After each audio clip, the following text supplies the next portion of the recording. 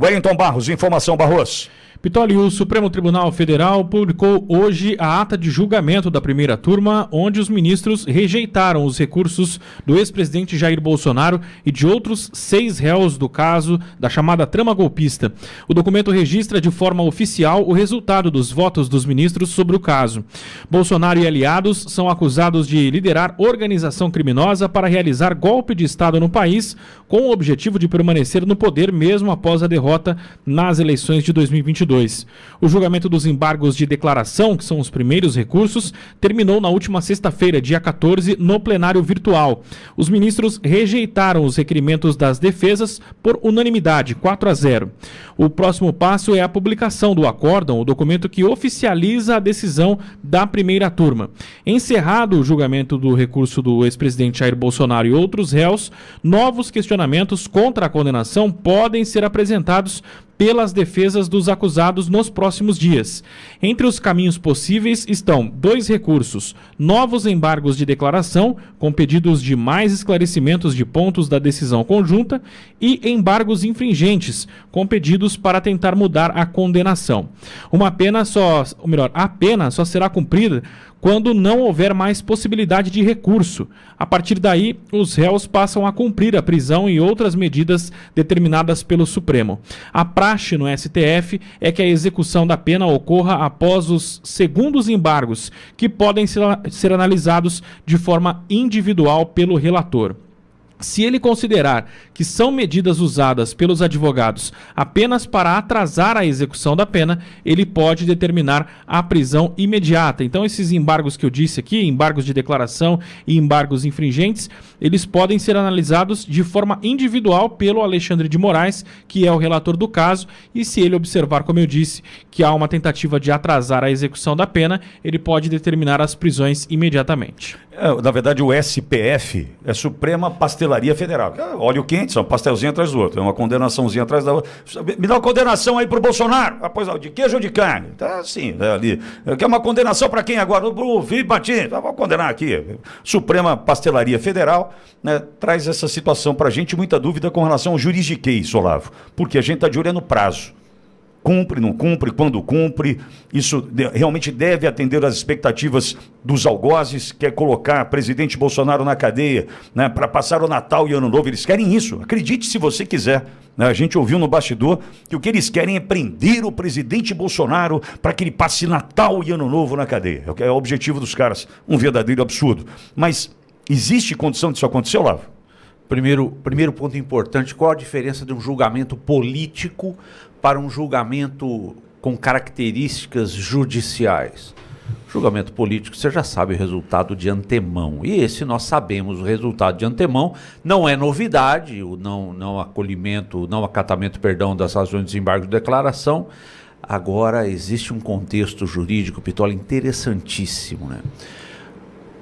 Com base naquela fala do Dino, depois da sustentação, do ministro Dino, depois da sustentação oral do Schichini, emblemática sustentação oral, em que Dino expõe Schichini, tenta diminuí-lo, criar no advogado uma censura prévia, como aquelas que tentam fazer com a gente diariamente. Advogado não tem censura prévia, porque nós não falamos do nosso nome, falamos em nome do nosso cliente. Então é inadmissível tentar calar a voz de um advogado, como o Dino fez. Agora, nós estamos repetindo esse modelo nesse exato momento. É possível novos embargos de declaração, é possível também embargo infringente aí no prazo de 10 dias. Qual é o receio dos advogados? A multa pelo entendimento que está havendo procrastinação, que está se tentando demorar, se criar situações para atrasar o cumprimento da pena. Espera aí, o que é uma questão jurídica e o que é uma questão procrastinatória num julgamento dessa envergadura? Inadmissível. Lembro também, cito Schichini, Pitoli, no sentido de que provavelmente embargos infringentes serão propostos. Não vejo, mas tem que ter uma divergência de 1 ou 2. Entendo que serão propostos e que fortemente haverá a tentativa de qualificá-los como procrastinatórios.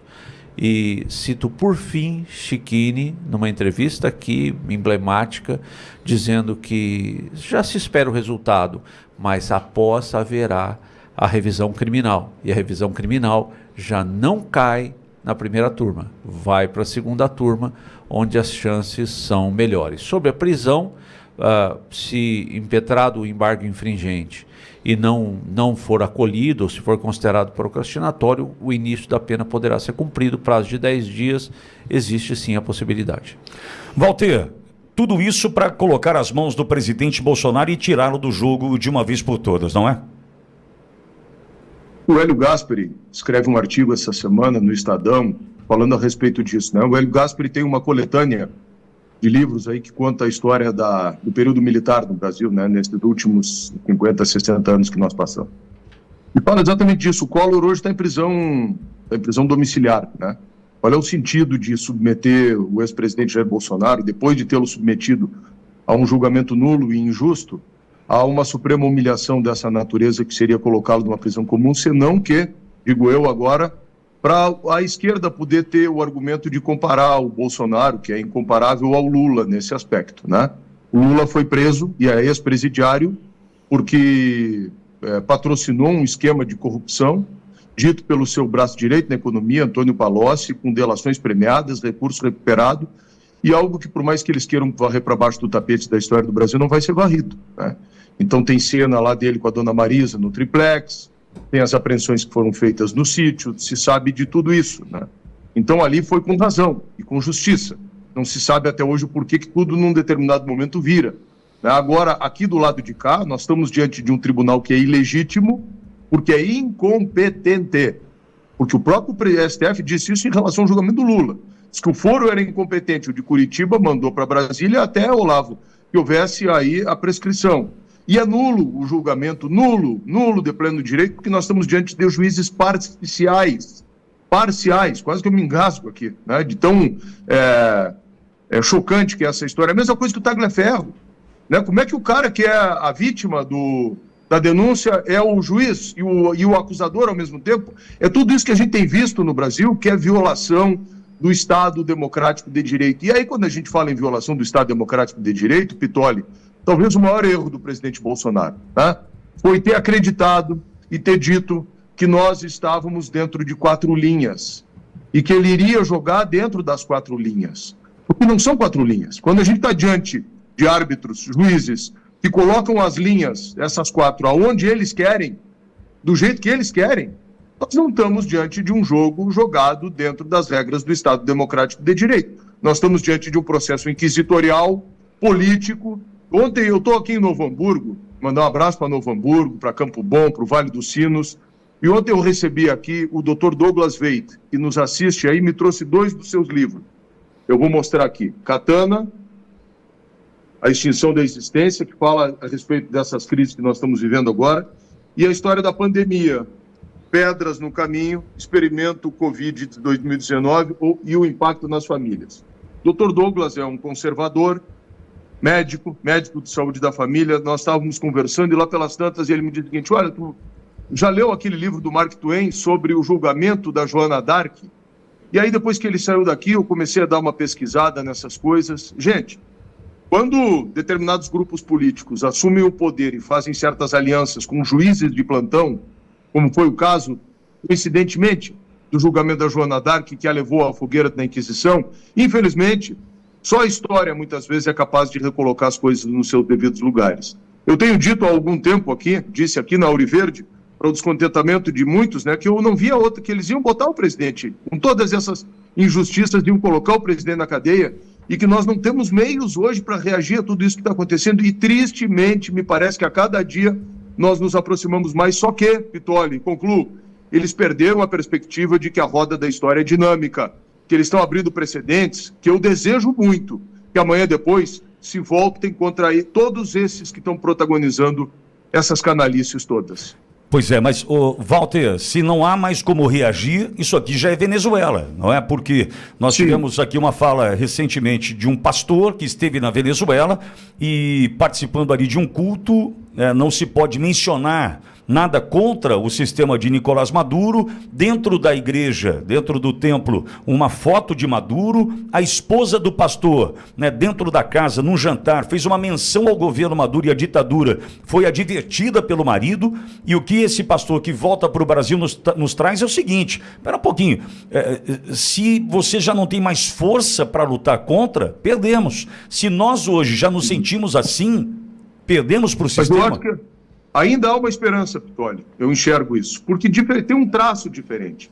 Embora nós tenhamos assim uma frustração com as Forças Armadas, que se acovardaram diante de todas essas ilegalidades. Eu não quero que Forças Armadas façam nada que é ilegal, nem que protagonizassem um golpe, mas nós estamos diante de ilegalidades, que é essa, um tribunal que é ilegítimo. O próprio ministro, eu estou falando, vou reproduzir agora, para não dizer que a fala golpista, não pegar aqui o vídeo, tirar de contexto, amanhã abrir um processo no STF contra mim, eu vou invocar a fala do ministro Marco Aurélio, que é pública. O ministro Marco Aurélio disse que a competência não é do STF para fazer isso, e não é do STF para fazer isso. Então, se os militares se acovardaram em face a tudo isso, há uma diferença. Na Venezuela, tem não sei quantos mil generais hoje, e o Nicolás Maduro, antes dele, como é que se chamava o outro ditador que morreu? Hugo Chávez. Hugo Chávez. Eles vieram aparelhando as Forças Armadas, aparelhando.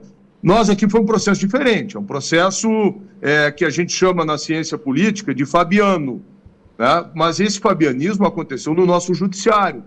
Por mais que os juízes bons, e existem muitos, eu acredito que sejam a maioria, possam se incomodar, e promotores bons possam se incomodar com o que eu estou dizendo, o fato é que aqueles que são de esquerda e são ativistas estão fazendo o que estão fazendo e não tem freio. E ninguém tem coragem de se levantar também. Então, no nosso judiciário, houve uma tomada de poder. Por mais que o judiciário diga não, que ele é independente, que é autônomo, houve uma tomada de poder.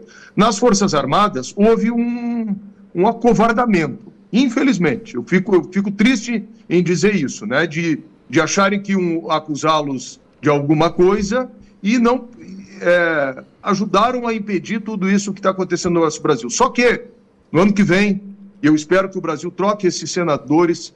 O Olavo usou o adjetivo antes, corruptos. Eu acho que pode ser, mas o adjetivo para mim é covardes, que agora, essa semana passada, protagonizaram a recondução do Paulo Gonet. Para mim, a primeira medida é mudar o Senado. Eu acho que se nós mudarmos o Senado e nós elegermos o presidente do nosso lado no ano que vem, nós ainda temos uma luz no final do túnel e, quem sabe, a nossa última oportunidade de fato e de forma definitiva, nos transformarmos numa Venezuela. Fala, Olavo. Quem representa o povo, senão o legislativo? Temos um legislativo capacho, temos um legislativo, como bem colocou Walter, covarde, que não nos representa. Reconduziu Paulo Gonet. E, pegando a esteira do Gonet, sobre o resultado do julgamento, a necessidade de uma foto emblemática. Lula já falou, já disse lá no início que ele tem o objetivo da vingança. A foto de Bolsonaro sendo conduzido a uma prisão é algo no intrínseco, necessário no íntimo de Lula e os seus assessores, isso fala do judiciário, do legislativo, estão prontos a atender, um pedido que estão prontos a atender. Gonet, para ser aprovado na sabatina por esse Senado vendido, acenou sobre uma prisão domiciliar em relação a Bolsonaro. A prisão domiciliar será o final. Mas a chance da fotografia emblemática satisfazendo o maquiavélico desejo do Lula é uma possibilidade muito grande.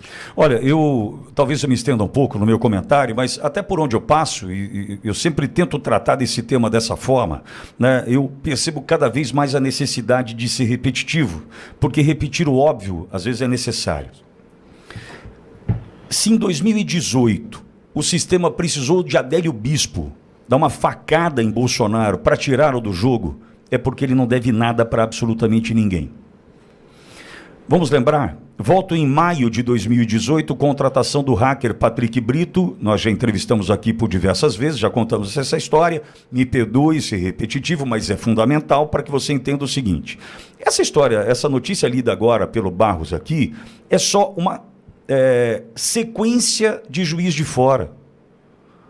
Prender o presidente Bolsonaro, agora tirá-lo do jogo, é uma sequência do ataque do Adélio Bispo. Veja, por mais que podem parecer questões desconectadas, eu não posso pensar dessa forma. Porque em 2018, a facada era para tirar Bolsonaro do jogo. Ponto. Não tenha dúvida disso.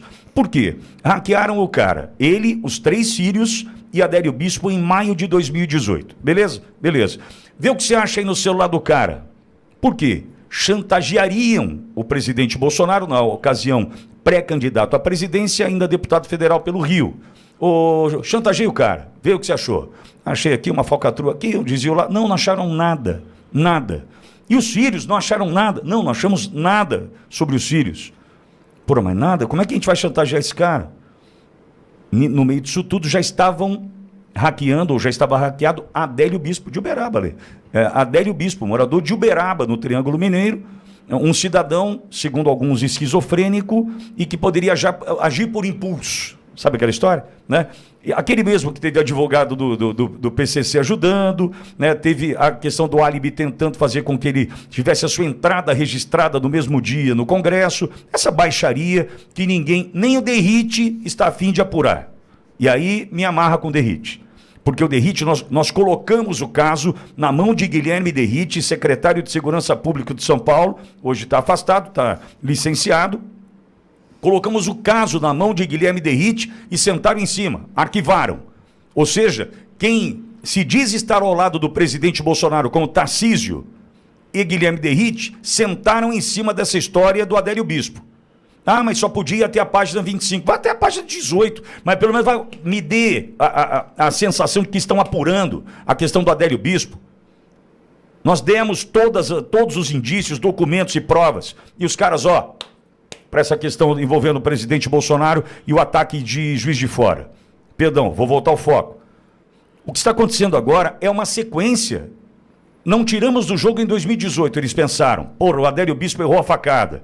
Por mais que ele tenha enfiado, torcido, tirado a faca enferrujada, diga-se de passagem, não conseguiram. Bom, em 2022 a gente conseguiu, deu tudo certo. Por quê? Veio USAID, veio CIA, veio George Soros, veio todo mundo e a gente conseguiu, graças a um Supremo Tribunal Federal que tira da cadeia o único capaz de vencer Bolsonaro na urna, que é um ex-presidiário, né? Eu tenho absoluta tranquilidade em chamá-lo de ex-presidiário, porque é um cara que foi porteiro. Ele é o quê? Ex-porteiro. Um cara que foi marido, ex-marido. E um cara que foi presidiário, ex-presidiário. Então não estou errado, né? Então Lula é um ex-presidiário. Sem nenhum problema, não é uma ofensa, é só algo que ele tem no currículo. Aí, se você tem hoje... É isso que eles querem com o Bolsonaro, chamá-lo de ex-presidiário também. Para ter um para chamar de seu, perfeito. Só que aí, Walter, nós vamos a um ponto. Essa eleição de 26 agora, se não tirar o Bolsonaro do jogo, todo mundo está vendo com o desastre que é o governo Lula, que só venceu porque era o único capaz de derrotar Bolsonaro, né, numericamente falando, porque vai dizer para mim que Alckmin, que fez 5% dos votos em 2018 com latifúndio de tempo de rádio e televisão, a maior coligação da história. Esse incapaz conseguiu fazer... Não é xingamento incapaz, incapaz ele não tem capacidade de, certo? Ele incapaz é uma opinião. Sim, ele é um incapaz. Ele, com 5% dos votos, ele jamais venceria Bolsonaro em 2022. Tira esse descondenado da cadeia e ele vai disputar a eleição. Tá ok, disputou a eleição e só venceu, a gente sabe como. E aí eu já não posso comentar mais, porque tem a autocensura e tem a perseguição. Beleza, mas para 2026, como eu faço? Pega uma reunião com embaixadores, pega também aquele evento de 7 de setembro, diz que tem abuso de poder econômico ali, condena o cara e torna ele inelegível. Poxa, mas inelegível, Pitoli. Lembrando, tem Nunes Marques e André Mendonça no Tribunal Superior Eleitoral ano que vem. Se simplesmente tornar Bolsonaro inelegível fosse o suficiente, paravam aí. Mas não é. Precisam prender. Precisa agora ter ficha suja. Precisam disso. Por quê? Senão não vão cumprir com a missão de tirar de uma vez por todas o homem da jogada. Só que tem um detalhe. Não é só prender. O objetivo é matar. Desculpa, pode parecer um exagero da minha parte, mas vocês vão achar que eles vão o quê? Colocar o Bolsonaro numa cela gourmet, como fizeram com o Lula? Não ouvimos aí? Não é só matar, não, mas matar pode ser psicologicamente também. Não, né? psicologicamente já estão matando, Walter. O cara está em casa preso. A questão psicológica mata a pessoa. Não, o cara quer matar fisicamente. A gente sabe disso, eu não tenho dúvida disso. Olha, tem a paredes, a cela tem paredes brancas, tem até cama. Pô, para com isso. A gente sabe o que os caras querem. A gente sabe. Mas o sofrimento psicológico pode levar à morte também, que é isso que eles querem, né? Sim. Não, e outra... Pode ser uma morte mais sofisticada ou menos sofisticada. Quer dizer, pode ser um cara que deu uma estocada no presidente, numa passagem no corredor, outra. Né? Ou pode ser o cara que morra, de repente, de tristeza dentro de uma cela por uma condenação ilegal. Sim, e lembrando o seguinte, ele morre a cada dia que sai um sem vergonha da casa dele lá, falando qualquer besteira que ele sabe que não foi ele que falou. Ele vai morrendo aos poucos, tem essa também, né? Mas, enfim, nós temos tudo isso para tirar Bolsonaro do jogo. A mentira do 8 de janeiro, a condenação, a morte do Clezão. A morte do Clezão se deu por quê? Porque precisava prender inocente, precisava dar 14 anos para a Débora do Batom, né? A dona Vildete, 74 anos, pesando 40 quilos, andando de cadeira de rodas, presa, condenada a 14 anos. Por quê, dona Vildete? Porque eu preciso condenar o Bolsonaro a 28. Então, todo esse absurdo contado dessa forma, para que a gente chegasse até aqui. E quanto tempo a gente vai levar para ver Bolsonaro na cadeia? É só uma questão de tempo. Naquela turma ali é 4-0. Mas aí tem a revisão, pode ir para outra turma. Poxa, mas na outra turma o Fux já voltou. E aí vai ficar 2-2, quem desempata vai para o plenário. A gente tem dúvida hoje porque nem eles sabem como funciona o regimento daquela casa. Infelizmente, aquilo ali, desculpa, né? Mas nós tínhamos aqui em Bauru, me perdoe, vou tratar isso com uma sutileza incrível, que eu sei que tem criança ouvindo, mas nós tínhamos aqui em Bauru uma casa que funcionava muito bem, chamava Casa da Eni. Casa da Eni. Era um bordel de luxo, né? Ali tinha ordem para entrar, tinha nome na porta, quem é que está entrando. A gente está tratando de algo que não existe nem isso mais. Entendeu? E aí, como é que a gente vai votar aqui agora? Segue o relator. Tá, mas e aí, vão pedir revisão, mas cai na segunda turma. Mas depois a gente vê. Não tem regimento. Muda o regimento. Não tem mais nada. Muda a regra. E pode ser que antes da revisão criminal ou da impetração de um habeas corpus, Olavo, eles determinem a prisão. Pô.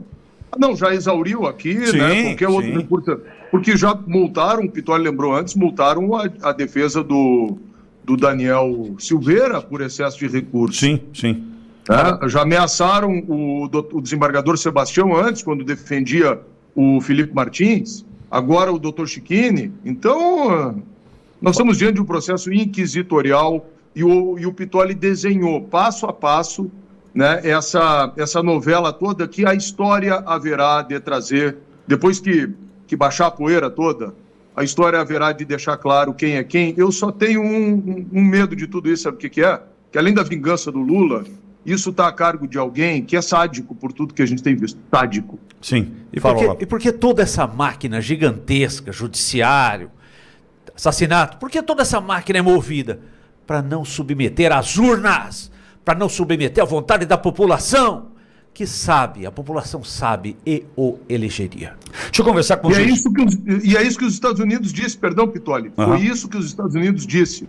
Quem decide nesses casos da política é a população, é o voto.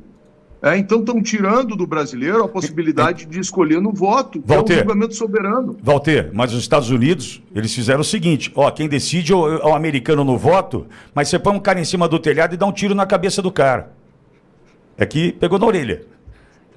Essa decisão, pode decidir no voto, não tem, concordo, o Walter está correto. A democracia é tão pujante aqui que Trump está elegível e concorrendo. Mas a gente coloca um cara no telhado, ele dá um tiro, pega na cabeça e acaba com o cara. Só que não, pegou na orelha, né? Enfim.